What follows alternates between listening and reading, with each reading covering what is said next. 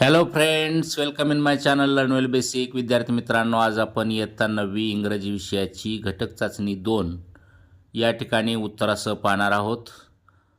मी या ठिकाणी सोलापूर जिल्हा मुख्याध्यापक संघाची इयत्ता 9वी इंग्रजी विषयाची घटक चाचणी 2 2022-23 घेतलेली आहे. विद्यार्थी मित्रांनो, इयत्ता 5वी ते 10वीचे विविध शैक्षणिक व्हिडिओज पाहण्यासाठी या चॅनलला नक्की सबस्क्राईब करा. तर सुरू करूयात. Section 1 language study. Question 1A do as directed. A1 आहे, write the related words as shown in the example. तर रीडचा रिलेटेड वर्ड स्लोली असा दिलेला या ठिकाणी आणि 2 शब्द आपल्याला भरायचे आहेत. वेगवेगळी उत्तर येऊ शकतात तिथं. मी या ठिकाणी नमुना दाखल लिहिले aloud, fast. A2 complete the word chain of verbs by using the last letter of the previous word.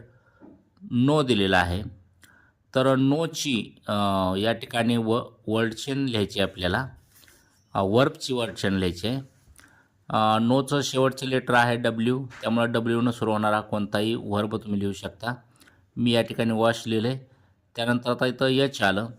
Hनं सुरू होणारा वर्ब पुढे जोडावं लागेल. Hide, HIDE. याही प्रश्नाचे उत्तर प्रत्येकाचे वेगवेगळे असू शकतात. A3 add a prefix or suffix to the following words to make new words म्हटलं आहे. तर करेज आणि सेल्फिश असे 2 शब्द दिलेत. यांना प्रिफिक्स किंवा सफिक्स जोडून नवीन शब्द आपल्याला तयार करायचे आहेत. करेजला आपण प्रिफिक्स जोडू शकतो इन आणि डिस, म्हणजे इनकरेज, डिस्करेज असे शब्द करता येतील तयार. त्याचप्रमाणे आपण सफिक्सही जोडू शकतो करेजला, OUS आणि LY, करेजियस आणि करेजियसली. सेल्फिशला आपण अन हा प्रिफिक्स जोडू शकतो, अनसेल्फिश, आणि ली हा सफिक्स जोडून सेल्फिशली असा शब्द तयार करू शकतो. सेक्शन 2 पहा, textual passage. Question 2A read the following passage and do the activities. या ठिकाणी टेक्स्च्युअल पॅसेज दिलेला आहे, आपल्या पाठ्यपुस्तकातीलच पॅसेज आहे. तो तुम्ही वाचू शकता. त्याखालचे क्वेश्चन्स पहा. A1 choose correct alternatives and complete the sentences. त्यातला 1 choose correct alternatives and complete the sentences. 1 Troy was dash dash city in Asia Minor. तर या ठिकाणी उत्तर येईल ऑप्शन B, ट्रेडिंग. सेकंड पहा, at the high peak of dash dash flowed many rivers and streams. तर याचं उत्तर येईल ऑप्शन C, माउंट इडा. त्यानंतर 3 पहा, dash dash was the wife of a Greek king Menelaus. तर याचं उत्तर येईल Helen, option A. 4 the Greeks seized the city for dash dash. तर याचं उत्तर येईल ऑप्शन B, 10 years. त्यानंतर A2 पहा, हाव वेअर द ट्रोजन्स प्रोटेक्टेड. तर याचं उत्तर पॅसेजमध्ये दिलेलंच आहे. त्याचं उत्तर लिहिता येईल आपल्याला, around there city the Trojans had built a strong wall so that no enemy should attack them from the sea. The wall was so broad that people could stand and sit and walk on it. The great gates stood open and people could go to the seashore outside and come in as they pleased. But in time of war, the gates would be closed, and then the city was like a strong fortress, quite safe from all attack, protected by the walls surrounding it as well as by the hills behind. Thus, Troy was a strong city, strongly protected by its walls and strongly defended by its brave soldiers. अशा पद्धतीने याचं उत्तर आपण लिहू शकतो. त्यानंतर A3 match the adjectives in column A with the nouns in column B. तर याचे आन्सर्स असे येतील पहा, high peak, brave soldiers, fertile fields, strong fortress. A4 the Trojans had build a strong wall. इथं द ट्रोजन्स हॅड बिल्ट पाहिजे होतं. याचं काय करायचं आहे, चूज करेक्ट पॅसिव्ह व्हॉइस म्हटलं आहे. तर याचं करेक्ट पॅसिव्ह व्हॉइस येईल option B, a strong wall had been built by the Trojans. Second पहा, he had brought her to Troy.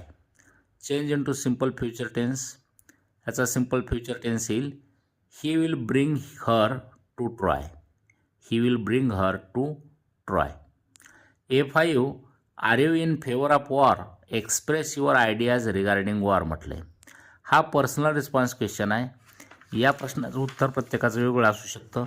उदाहरणादाखल मी उत्तर अशा पद्धतीने लिहिले पहा. No, I am not in favour of war because we face many problems due to war. War causes death, suffering and long-term disadvantages. War damages economical, environmental and social conditions of nation. त्यानंतर section 3 poetry आहे, 5 marks. Question 3A, read the following stanzas and do the activities. आता इथं दिलेला stanza तुम्ही वाचू शकता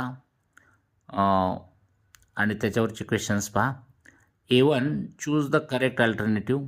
त्यातला first, the fisherman consider the sea as dash dash.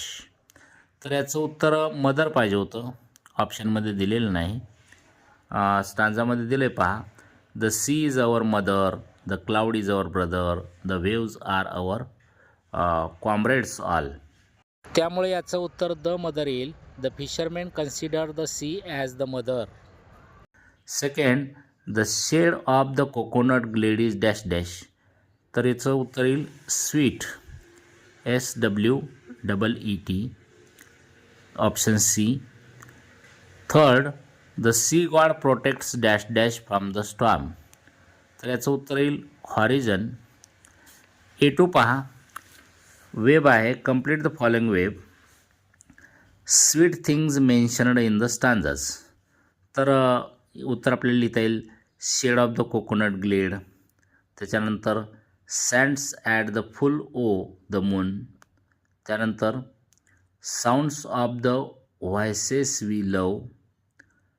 त्याच्यानंतर scent of the mango grove. अजूनही लिहिता येतील उत्तरं, the kiss of the spray. त्यानंतर the dance of the wild foams glee. A3, write two rhyming pairs from the stanzas. या ठिकाणी पोएममध्ये आलेल्या 2 rhyming pairs लिहायचे आहेत. आपण लिहू शकतो light night, free sea, call all वगैरे. Section 4 translation, marks 2. Question 3.1, translate the following words into your mother tongue. तर न्यारोचं उत्तर येईल अरुंद. मूनलाईट म्हणजे चंद्रप्रकाश, शिप्स म्हणजे जहाजे, त्याच्यानंतर मेडिसिन्स म्हणजे औषधे. 2, translate the following idioms or proverbs into your mother tongue. First, necessity is the mother of invention. तर याचं ट्रान्सलेशन होईल गरज ही शोधाची जननी आहे किंवा गरज ही शोधाची जननी असते. Second, drop drop make ocean, थेंबे थेंबे तळे साचे. तेव्हा विद्यार्थी मित्रांनो, असे इयत्ता 5वी ते 10वीचे विविध शैक्षणिक व्हिडिओज पाहण्यासाठी या चॅनलला नक्की सबस्क्राईब करा. Thank you for watching my video. Have a nice day.